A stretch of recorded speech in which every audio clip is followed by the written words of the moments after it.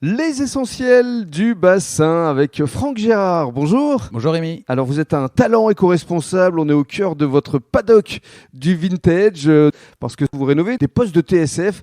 On est vraiment dans les années 70-80. Exactement. C'est quelque chose d'assez impressionnant. Mais dans un premier temps, parlons de vous, de votre parcours, parce qu'au départ, vous venez d'où et vous avez fait plusieurs métiers, je crois. J'ai fait pas mal de métiers Oui. et qui touchaient un peu tous au commerce puisque j'ai commencé très tôt dans l'immobilier.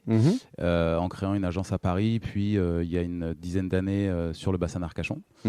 J'ai toujours été passionné par le vintage, les brocantes, les voitures anciennes, ce qui a eu raison de créer ma deuxième activité qui est le garage Pila Classic Cars. D'accord, donc on est au cœur de la zone industrielle de la Teste. Tout à fait. Oui. Et ça, vous l'avez créé il y a combien de temps? On l'a créé il y a 6-7 ans. D'accord. Maintenant, on est sur la restauration, l'entretien de véhicules anciens, plutôt populaire. Moi, j'aime beaucoup le populaire, donc de chevaux, Méhari et tout ce qui va dans cet esprit-là.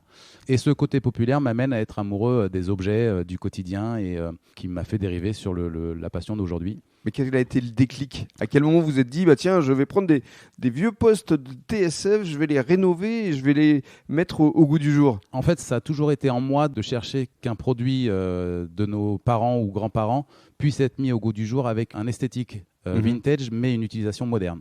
Ça l'a été pour les voitures et ça l'est pour d'autres produits aujourd'hui, et principalement pour la musique, puisque j'aime la musique et je trouvais ces postes tellement modernes au final, parce que le design est intemporel et voilà la suite du projet, quoi. Et c'est vrai que c'est complètement dans l'air du temps parce que c'est du recyclage à l'état pur. Alors c'est très clairement du recyclage parce que je ne fais pas que les remettre au goût du jour avec une installation Bluetooth, c'est que j'essaye d'utiliser les haut-parleurs d'origine. Quand ils ne fonctionnent pas, je fais en sorte de ne pas en acheter des neufs, mais plutôt de les récupérer sur des anciennes enceintes, des anciens postes qui ne fonctionnent plus. C'est vraiment l'esprit recyclage.